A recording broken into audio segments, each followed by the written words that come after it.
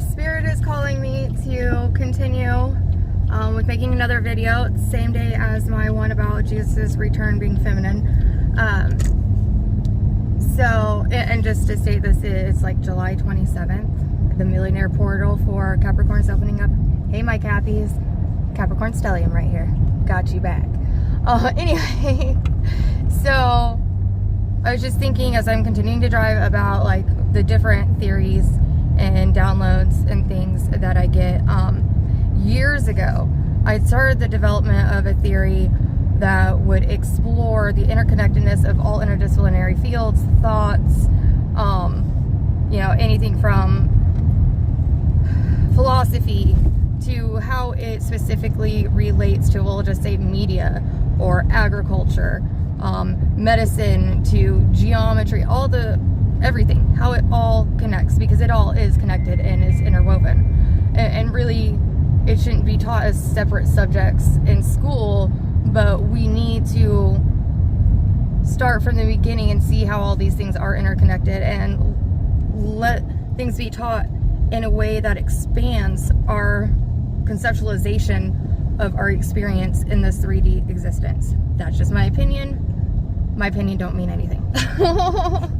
But anyway, so I'd had a name for it and I can't remember what it was. I had it wrote down and I told a few friends about it.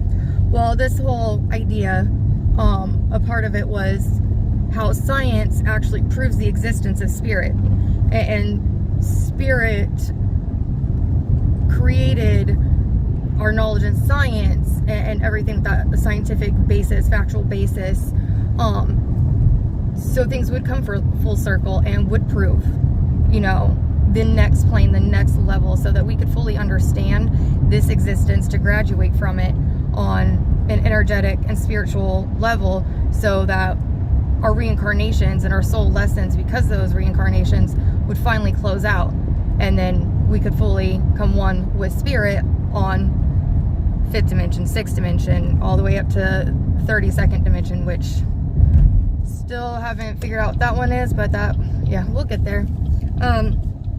So that part of it, how science and spirit and all of that work together, has actually become a new field of study scientifically called noetic science.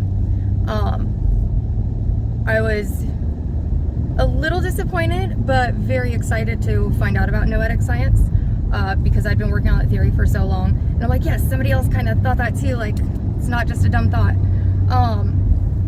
And I haven't recently looked into all of the things that are going on in noetic science, but it's proving just that we can scientifically prove the existence of spirit, and we need to transform the way that we think of science.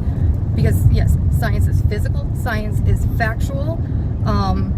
It becomes fact after theory and hypothesis are tested. Or okay, hypothesis, then it becomes theory, then fact. Anyway,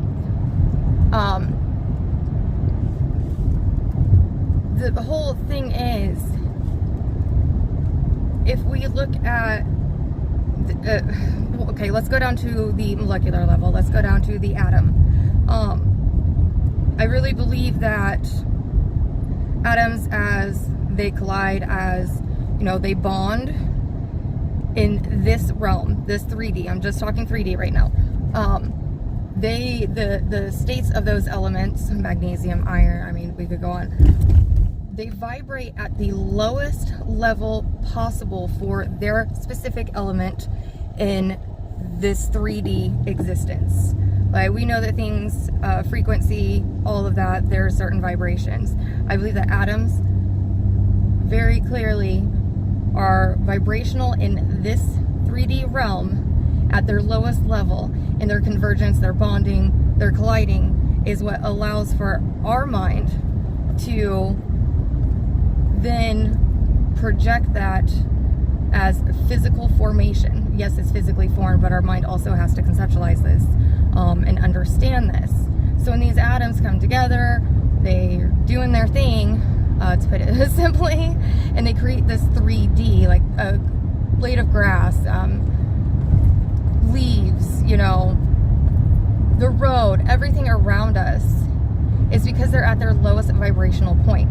Because we know that the elements, atoms, all that, like there's different states there, gaseous states, you know, there can be liquid, things like that. So if they're vibrating at this like lowest level, what happens when we take those vibrations to the next level? Because we only know the existence of their vibrations in this realm, and we don't know outside of that, because I don't believe that we have the capabilities quite yet to vibrate these molecules or atoms to their highest possible frequencies yet. I believe that's going to be done with things like sound waves, light waves. It's not going to be a mechanics that allow this. It'll be a mechanics that allow for the light and sound frequencies to be elevated high enough to finally allow those atoms to vibrate into another dimensional state. But it's the only thing that makes sense, because to have multiple dimensions and to know that we are spiritual beings manifested and like housed in this physical body, that when we die, that energy, because energy cannot be created nor destroyed, like it has to go somewhere and it goes into a different existence. There has to be something beyond.